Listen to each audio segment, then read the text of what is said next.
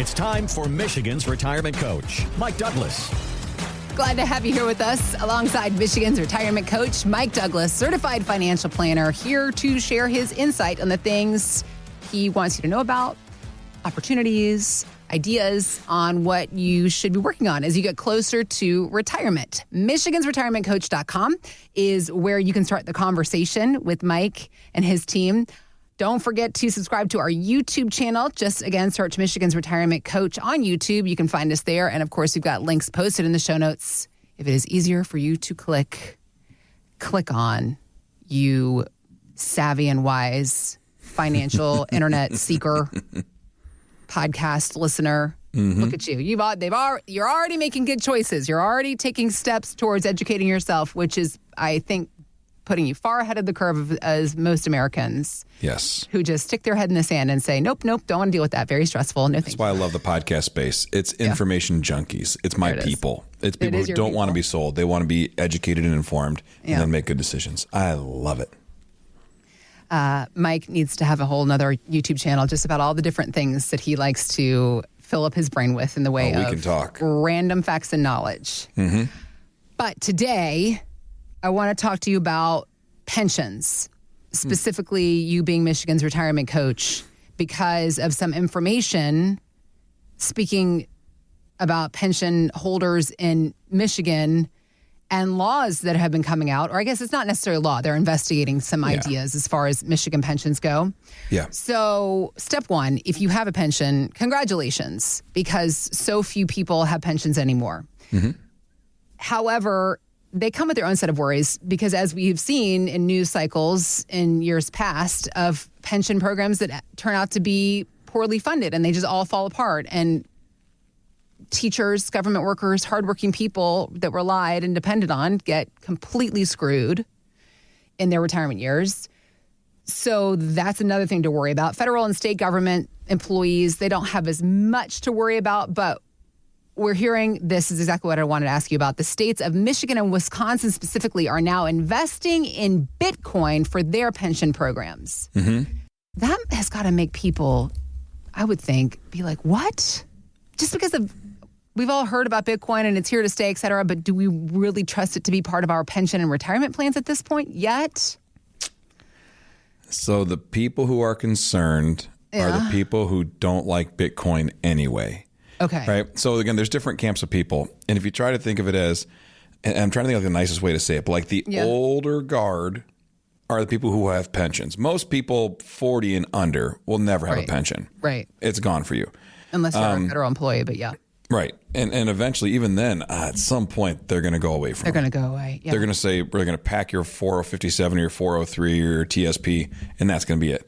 But so here's the reality is Bitcoin is here to stay. It's not new. It's not going away. Right. And it's becoming more and more of a staple. And especially now, what we saw just recently in the election cycle, we saw President Trump go to the cryptocurrency conference and say, hey, listen, we're going to make sure this thing works and it moves forward.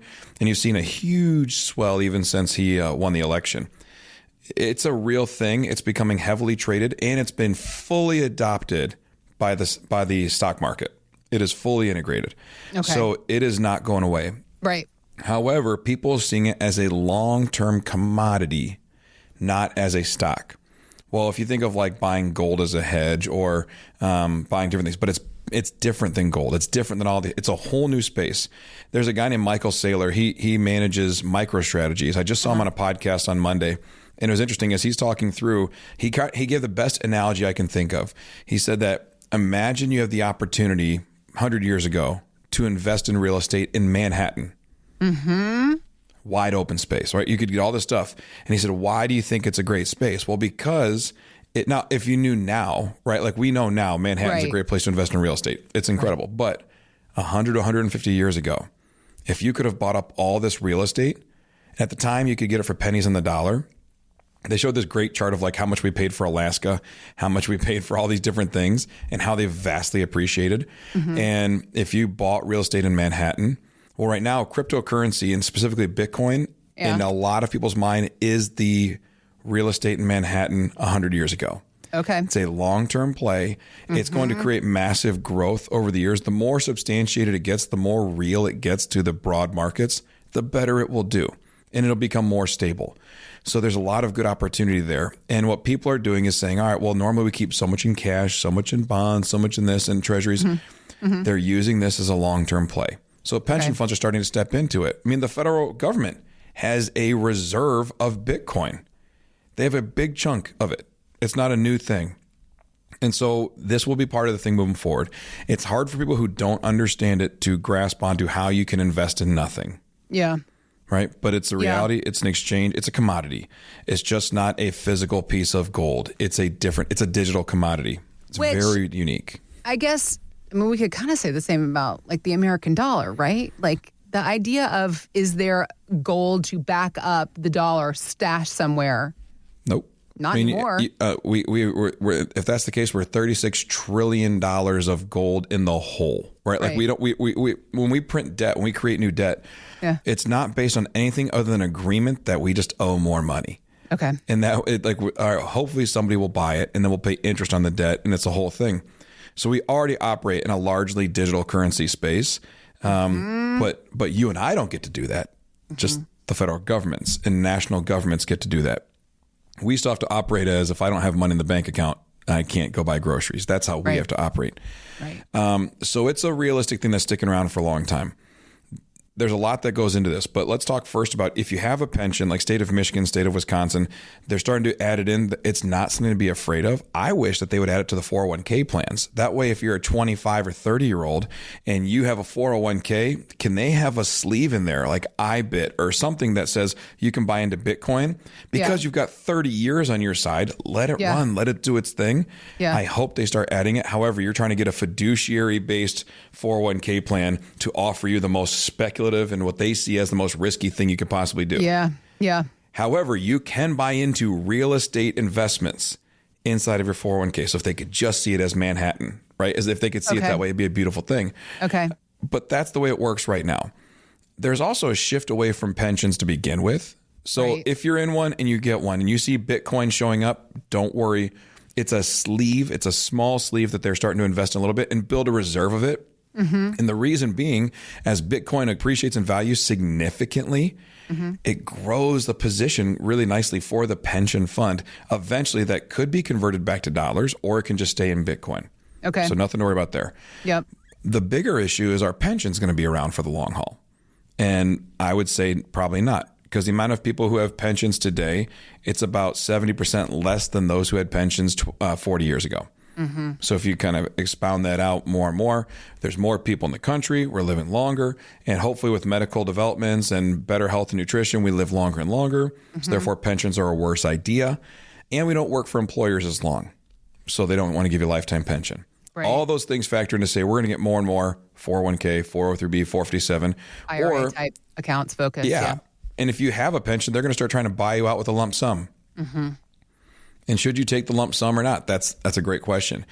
I have one guy. Yeah, it really is. It's person by person. Sometimes it's a numbers game. Yeah. Because what typically happens is if you have a pension, when you retire, they take a chunk of money and they go give it to an insurance company and they buy an annuity. And on that annuity, you are the annuitant. You're the one who receives the income. If you die, there are these options you choose, right? Obviously, when you take your annuity, you choose, do I want 100% survivorship, 65, 75, or zero, right? Like it's just my life. If I die, my wife gets nothing type thing. If they put in, let's say $500,000 and it gives you this income. If you die in 5 years, then they give your spouse whatever you chose. And then if you both pass and there's any money left, that goes back to the company. It's a death benefit back to the employer. You get nothing else out of it except for the income. Your kids get nothing. A lot of people are saying, well, if I take the lump sum, what does that look like? Well, you go buy your own annuity. You label your kids as the beneficiaries of the death benefit. You and your spouse get 100% survivorship. So you pass, her income doesn't cut it all, or his income doesn't cut it all. And that stays there. And sometimes that's a better option. I've had people who come in and they say, I want my own annuity. And I run the numbers and I say, there's nobody in the market giving you what your pension will give you. So you should take the pension. Other times people come in and I say, wow, we can get almost the same in 100% survivorship as you're getting for just your life. And if you both pass, your kids get a chunk of money. that's a better deal. So Right. it's literally situation by situation. Yeah.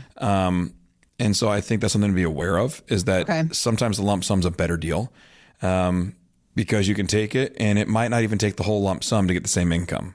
It just depends on what annuity companies are offering.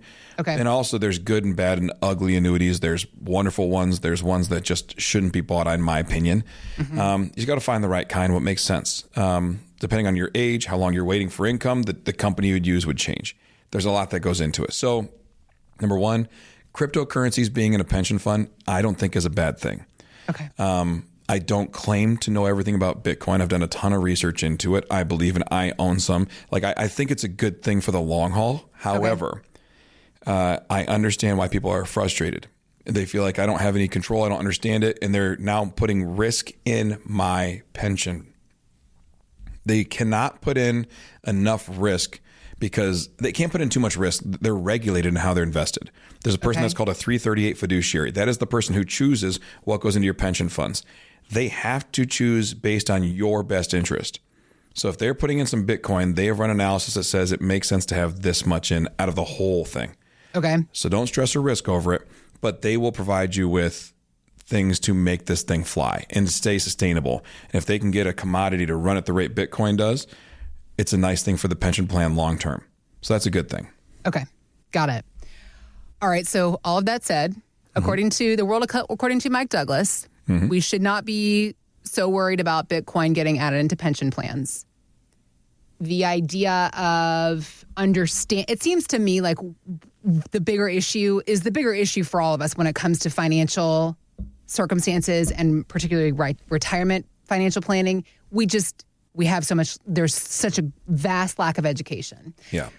You think about how little we know about finances in general, much less digital currency, cryptocurrency, all of that. People just don't know. And furthermore, they don't know where to go to begin to learn about these things. I think that that's what really fuels the frustration. So Yeah. working Well, to get the education is the bottom line, right? Why we like the podcast space, right? It's people who don't want to be sold. They want to be told. They want to help understand and develop and grow.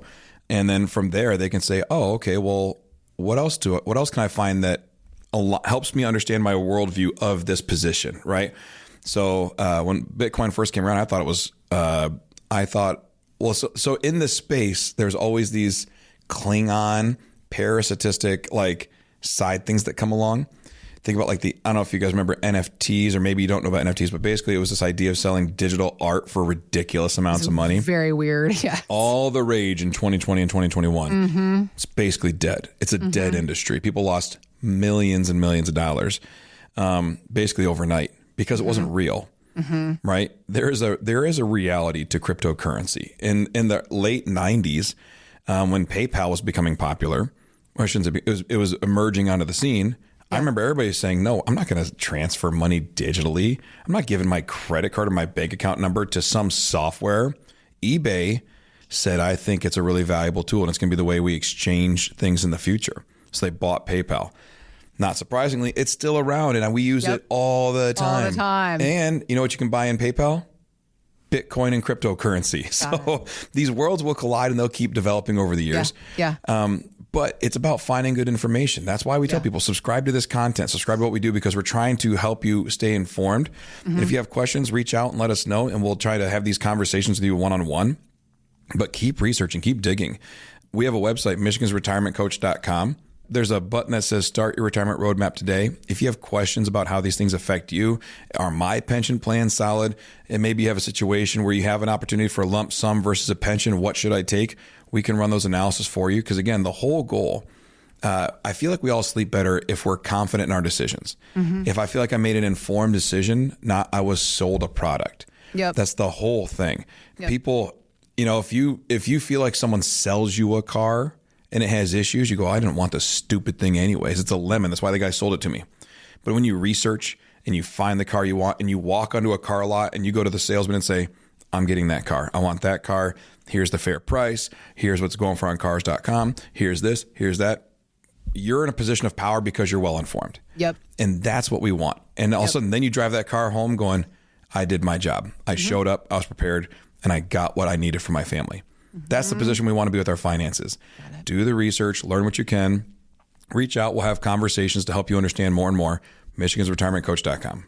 Doing the research and also then taking your specific savings. If you have a pension and you want to know what your options are within that pension, if you have other things that you have been sold, things like annuities, Mike and his team can do an annuity x-ray, a deep dive to show you what's really going on with that. You are not stuck with that one thing. You can transfer to another annuity option if you find a different one. These are all the things that are involved in the x-ray process, the idea of looking through all of your savings and investments and helping you be empowered with information, with knowledge to make those informed decisions. So again, our website, MichigansRetirementCoach.com. You can also click on the links we've got posted in the show notes to head to our website, MichigansRetirementCoach.com. Thanks for listening to Michigan's Retirement Coach with Mike Douglas. To learn more, visit MichigansRetirementCoach.com.